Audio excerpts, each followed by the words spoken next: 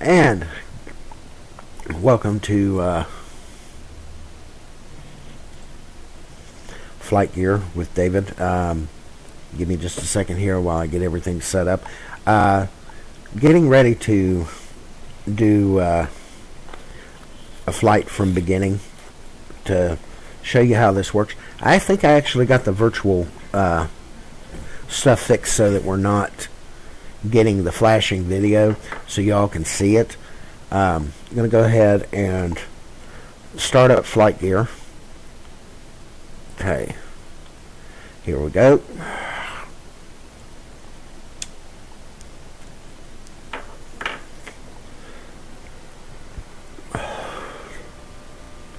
But now I love this program. I absolutely love it. It's really, really good. I'm going to go ahead and try to get this set up. First thing I do every flight is I get rid of this here. Now, I can turn my flight yoke, and it does that, but it gets in the way of the other controls, so just do it this way. Go ahead and turn on all my lights, and go ahead and set my fuel and my weight. Now, while I'm doing this, go ahead and I've got a flight already in mind. I just need to set my stuff up. First thing I need to do is fix this. This is nowhere near right when you start it, so okay, make sure. Go ahead and get rid of that.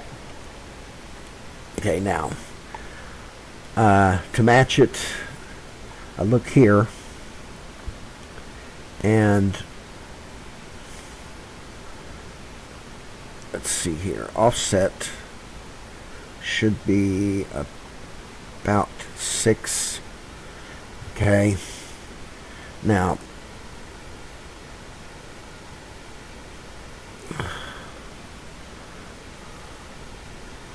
go ahead and set this down here to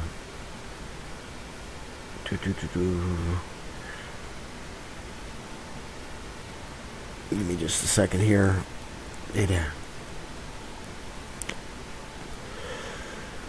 Set it at 210. Okay.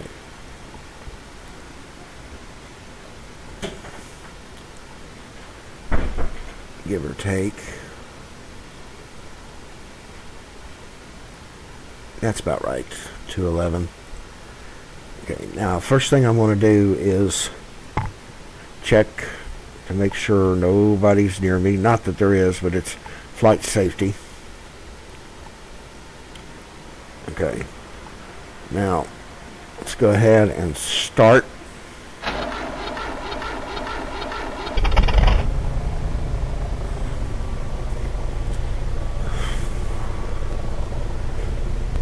Now, let's go ahead and take a look here. Now, we need to make sure that that's right. Yeah. Now, according to the indicator, we need to go to put this at about 150. So that's what we're going to do.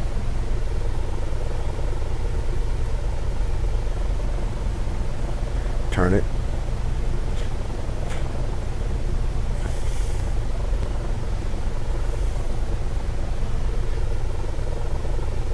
Now, go ahead and get ready to set this. Okay, the barometer says it's about 298.29, so let's go ahead and set it to 29.98, give or take. let's go ahead and get ready to take off.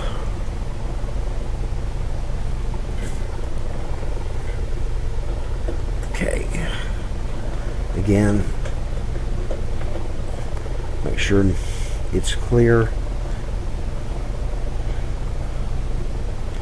And here we go.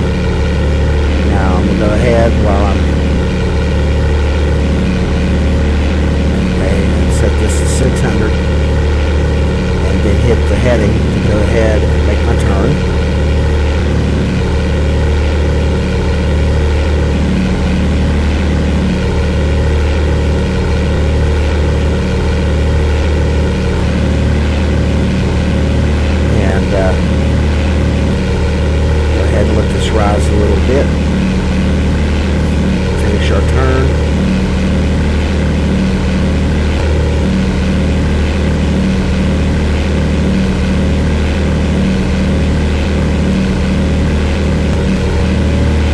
looks like we're off just a hair,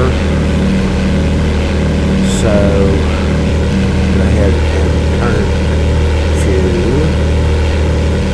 148.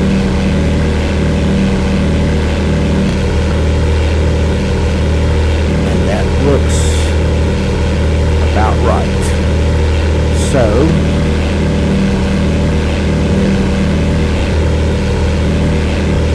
change this to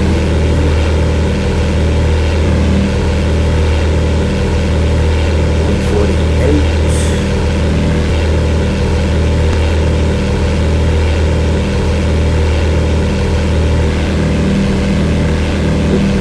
Just a little bit. So let's go ahead and turn it back just a hair.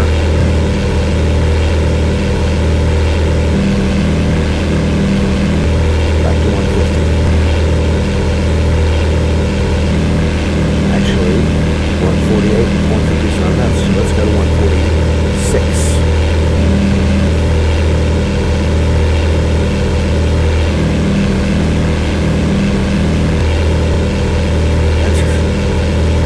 Close enough. So 146. Now we're going to climb to about 5,000 feet, and I really wanted to show you the graphics of this thing. Right now we're getting a little slower graphics than we were in the last video, but that's all right. We'll deal with it.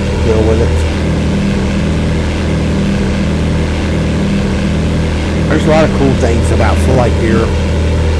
One of them is this in-flight map. Now, you can use this one and bring up the nav aids and the traffic and the data and the flight history. And of course you see the planes flying around. But I prefer this one. And it's called, it opens it in your web browser. Now, I'm not worried about that right now. It's set as default. Now, go ahead and change the map type to MapQuest Satellite and to VR map.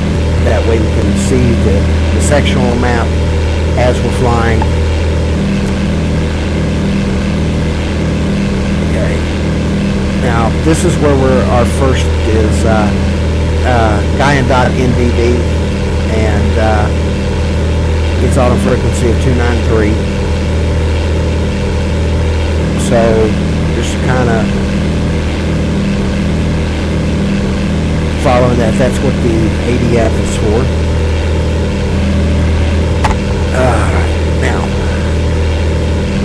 go ahead and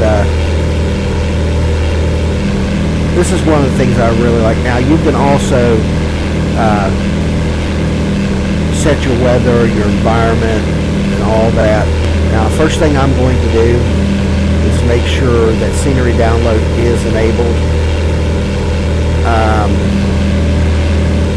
Go ahead and apply, because I want to download the scenery as I'm flying.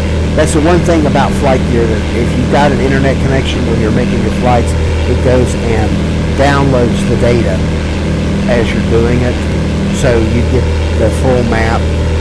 You can also buy the whole world on DVD and then use this to update the maps as they change, because they do change from time to time. Alright, we are at about 3,900 feet above sea level. Still going to continue to fly to get till we get about 5,000 feet. As I said in the last video, the Cessna itself is not rated to go above 13,000, and even up at those heights you need oxygen because it's not a pressurized cabin. But we're making a climb at about 600 feet per minute, which is usually about what Tri-State asks you to take off. There's different settings here, like you got your rendering options. I'm going to go ahead and remove the random buildings, the random objects, and the random vegetation, because it does take up a lot of memory. And then of course you've got your shader options. I moved everything up to full. But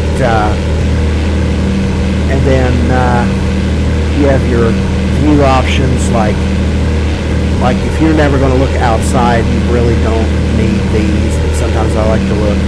I don't need the chat messages or the pop-up messages. I don't need the tooltips.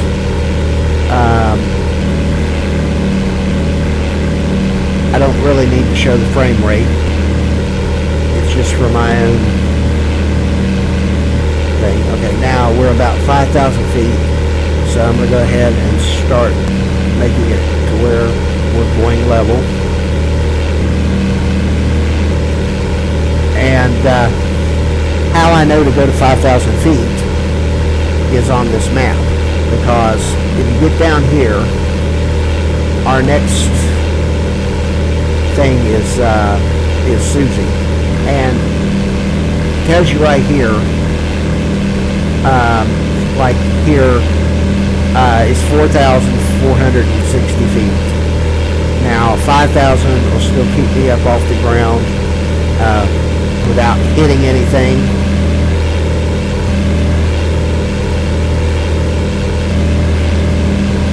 But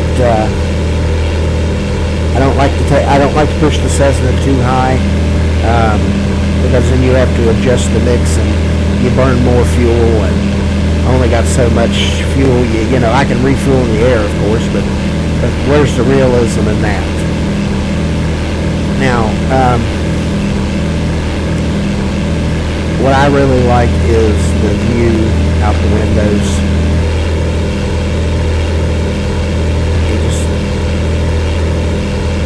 It's just absolutely gorgeous. But now generally when I'm flying, I listen to music, but the music would overpower the recording. But I wanted you all to see this. I'm going to go ahead and kill the recording and continue my flight. Everybody have a good day.